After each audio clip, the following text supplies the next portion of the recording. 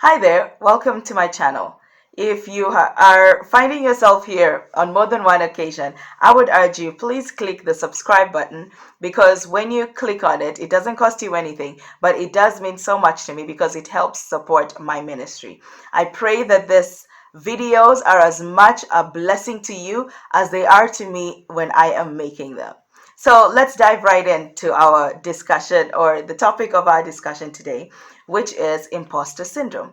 Have you ever found yourself questioning why you are in a certain space or in a certain place, a room that is filled with people where they are a lot more qualified than you and they are more achieved than you, but somehow somebody thought that your voice was important and therefore invited you into that place and into that space? Well, if that has ever been you, you are not alone. You are in great company. Pretty much a lot of people in the Bible have had that interaction with themselves at one point or another. But I would like for us to talk about Moses today. You see, in Exodus chapter 3 and verse 11, the Bible says in verse 11, it says, "But Moses said to God, who am I that I should go to Pharaoh and bring the Israelites out of Egypt? Who am I?" You see, that is a question sometimes we ask ourselves a lot. Who am I? We find ourselves in a boardroom or we find ourselves in a group of very qualified people, and we look around the room and we look at ourselves and we look at our achievements and we wonder, how did we ever get at the same table as these people? But I would urge you that before you allow the imposter syndrome to come and kind of knock you off of your seat, perhaps we can have this conversation. You see, the thing about imposter syndrome is that it is a feeling that you are not worthy, that somehow you're an imposter because of the places that you are, because of the rooms that you have been opened that have been opened to you, because of the tables and the seats at the table that have been afforded to you. But the greatest thing about imposter syndrome is, and why sometimes I believe that it has such a hold on us, is one, we do not recognize that it is God who gives providence for us to get those positions and those spaces and even those seats at those tables. When we recognize that it is God who has called us to those places, when we acknowledge that we are not there by any merit of our own, that it is by God's providence, whether it is an affirmative action hire or whatever it is, or whether it is that somebody who knows somebody invited you to come and sit there, it does not matter how you got to the table. The fact is, you are at the table. And when you recognize that you are at the table and that you are not there by any merit of your own, then it is important to also now acknowledge, or to, I guess, question yourself. How are you going to make it count? God has opened a door. By his providence, whether you got in through the front door or the back door or even the side door, it does not matter. What matters is, what are you going to do with what you have been gifted? How are you going to steward the position? How are you going to steward this opportunity that you have been given? How are you going to make a difference for all those who will come behind you? So once we ask ourselves that, then we can get a better grip of what it is that we're supposed to do. And once we acknowledge that we are not there by our merit, that there is something that we are supposed to do, we are there for a purpose. And once you acknowledge that your position and your privilege is not of your own merit, that you are there for a purpose and a plan that is divinely orchestrated, then you can be able to now take advantage of that position and advance not just your own interest, but the interests of those you represent.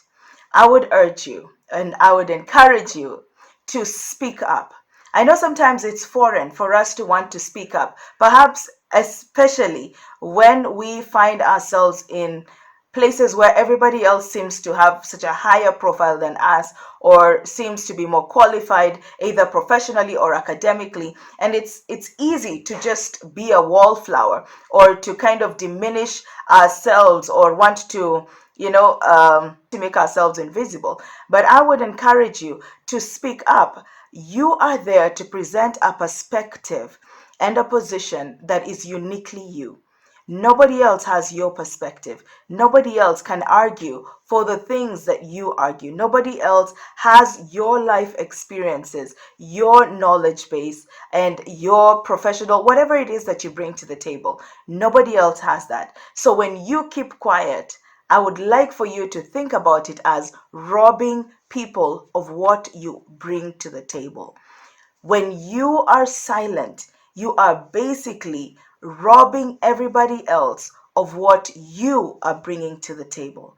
And that is unfortunate, because I believe that when everybody is given an opportunity to speak, then everyone is encouraged and everyone is enriched by everything that everyone has to say. You see, I don't know what you bring to the table. I don't have the same life experiences as you have. I have not had the same work experiences as you have.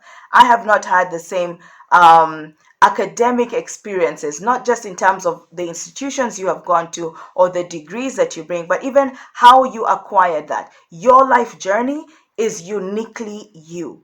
And because it is uniquely you, you bring something to the table that nobody else can bring. And so I encourage you to learn to speak up. Now, I'm not going to lie, it's going to be daunting at first.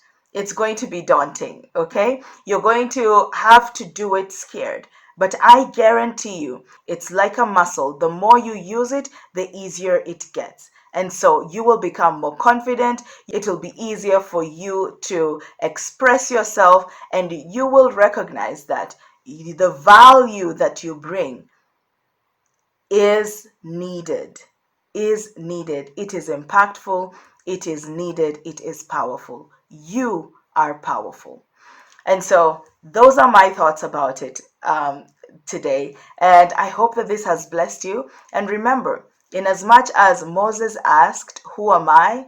God made it very clear that when he gives you an assignment, he does not leave you alone.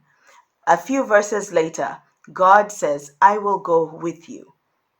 Okay? He makes that promise to Moses. And if you look right around, look through the Bible, you will find that for every assignment God gives, he promises his presence.